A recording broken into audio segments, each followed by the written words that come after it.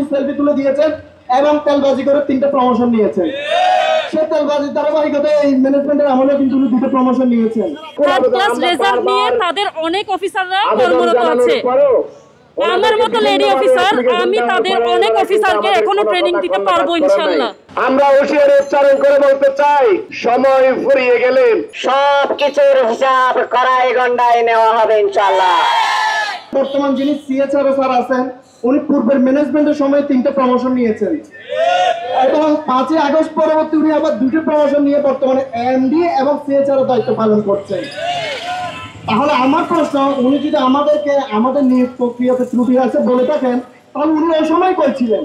উনি তো ওই সময় বলেন নাই যে আপনি নিয়োগ প্রক্রিয়ায় ত্রুটি আছে, আমি এটাতে আমার অবজেকশন দিলাম, কিন্তু উনি তো তখন কোনো অবজেকশন দেন নাই। খুব সুন্দর সুন্দর সোশ্যাল মিডিয়ায় দেখেছি উনি সেলফি তুলে দিয়েছেন এবং তেলবাজি করে 3টা প্রমোশন নিয়েছেন। সে তেলবাজির ধারাবাহিকতায় এই ম্যানেজমেন্টের আমলে কিন্তু উনি 2টা প্রমোশন নিয়েছেন। এখন প্রশ্ন হচ্ছে, ওনাদের প্রথম স্টেপ কি ছিল? ওনাদের প্রথম স্টেপ ছিল 2017 সাল পরবর্তী যারা নিয়োগ পেয়েছেন তাদের সার্টিফিকেটের সমস্যা আছে, সার্টিফিকেট 2 নাম্বার জালিয়াতি। পরবর্তীতে ওনারা স্টেপ নিলেন যে আপনাদের নিয়োগ প্রক্রিয়ায় সমস্যা আছে, আপনাদেরকে পুনরায় নিয়োগ প্রক্রিয়া দিয়ে নিয়োগ প্রক্রিয়া অংশগ্রহণ করে পাশ করে বৈধ হইতে হবে। আরে ভাই, তাহলে কি আমরা এতদিন অবৈধ ছিলাম? আর আমরা যদি অবৈধ থাকি তা আপনি কেমনে বৈধ? আপনি যে তখন 3টা প্রমোশন পেয়েছেন, আপনার প্রমোশনও তো অবৈধ। আপনি যে এখন এমডি, আপনি তো এমডি পদে থাকতে পারেন না। আপনার এই 2 প্রমোশন আমি বাদই দিলাম, কিন্তু আগের 3 প্রমোশন বাদ দিলে আপনি তো এমডি হওয়ার যোগ্য না। আপনিও তো আমাদের মতো ট্যাক্স অফিসার। ওনারা তেলবাজিতে ব্যস্ত ছিলেন, তেলবাজি করে দুর্নীতির সাথে জড়িত ছিলেন, দুর্নীতি তখনও করেছেন, এখনো করছেন। তৎকালীন ম্যানেজমেন্টের আমলে যদি কোনো দুর্নীতি হয়ে থাকে, আমরা সেটা সুষ্ঠু বিচার চাই। বর্তমান ইসলামী ব্যাংক বাংলাদেশ পিএলসির যে এমডি, উনি কিন্তু সাবেক যিনি এমডি ছিলেন, ওই এমডি যে দুর্নীতি মামলায় জেল হাজতে আছেন, ঠিক একই মামলায় বর্তমান এমডিও কিন্তু আসামি। একই মামলার 2 জন আসামি 2 ধরনের পরিণতি কেন?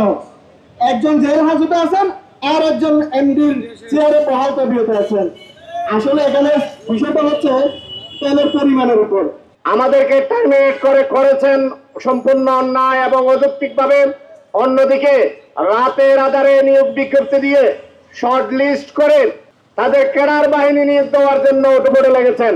এদিকে আমাদেরকে টার্মিনেট করলেন, আমরা এমপ্লয়ি হিসেবে যে ক্রেডিট কার্ড পেলাম, এই ক্রেডিট কার্ডের চক্রাহারে সুদ বৃদ্ধি করে তারা আমাদের বিরুদ্ধে বিভিন্ন মামলা, বিভিন্ন হয়রানি করার একটা উদ্যোগ নিচ্ছেন। আমরা হুঁশিয়ারি উচ্চারণ করে বলতে চাই, সময় ফুরিয়ে গেলে সবকিছুর হিসাব কড়াই গন্ডায় নেওয়া হবে ইনশাআল্লাহ। থার্ড ক্লাস রেজাল্ট নিয়ে তাদের অনেক অফিসাররা কর্মরত আছে। আমার মতো লেডি অফিসার, আমি তাদের অনেক অফিসারকে এখনো ট্রেনিং দিতে পারবো ইনশাআল্লাহ। আমি চাই 1 তারিখ তাদের যে অবৈধ নিয়োগ পরীক্ষা হবে সেটা অনতিবিলম্বে বন্ধ করা হোক। আমাদেরকে যে অবৈধভাবে টার্মিনেট করা হয়েছে, আমরা আমাদের চাকরি ফেরত চাই। সাইফুল ইসলাম মাসুদ সালাম স্যারের 5টা যারা প্রমোশন নিয়েছিল তাদের প্রমোশনগুলো এবং তাদের চাকরিতে স্থায়ী থাকা, বর্তমান পর্যন্ত স্থায়ী থাকা, তাদের কি বৈধ অধিকার আছে? আমাদের কথা হচ্ছে, আমাদেরকে চট্টগ্রাম ট্যাগ লাগিয়ে তারা সম্পূর্ণ ষড়যন্ত্রমূলকভাবে আমাদেরকে টার্মিনেশন দিয়েছে। আইনকে উপেক্ষা করে যেভাবে টার্মিনেশন করেছেন এবং নতুন নিয়োগ প্রক্রিয়া করতে যাচ্ছেন, সম্পন্ন করতে যাচ্ছেন, তা আপনারা অনতিবিলম্বে বন্ধ করুন। আপনারা আইনকে অশ্রদ্ধা জানাতে পারেন না। আমরা বাংলাদেশের নাগরিক, আইনের প্রতি আমাদের সকলেরই সম্মান জানানো উচিত, শ্রদ্ধাশীল হওয়া উচিত।